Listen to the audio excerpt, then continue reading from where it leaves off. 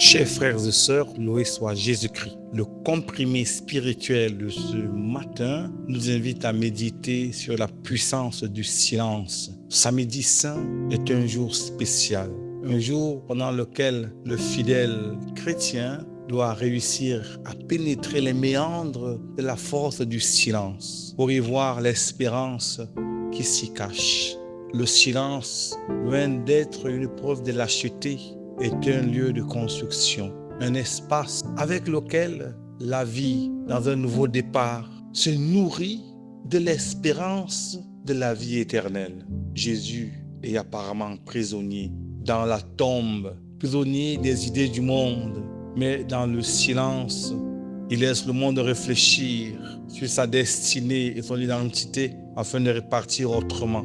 C'est dans ce silence que tu dois entrer, toi, fidèle du Seigneur, ce silence de reconstruction pour redéfinir tes nouveaux paradigmes d'existence. À quoi rime ta vie? Vers quoi ta marche te conduit-elle? Vers quel horizon? Vers la résurrection? Si oui, médite donc sur l'amour, médite sur le pardon, médite sur la réconciliation, sur la vérité. Imagine-toi, c'est dans le silence que Jésus donne aux pharisiens de méditer sur leurs péchés afin de ne pas lapider la femme qui était prise en flagrant délit d'adultère. Et dans le silence, chacun rentre dans son tréfonds intérieur et médite pour définir alors qu'il est aussi pécheur comme l'autre vers qui les regards et les doigts sont orientés.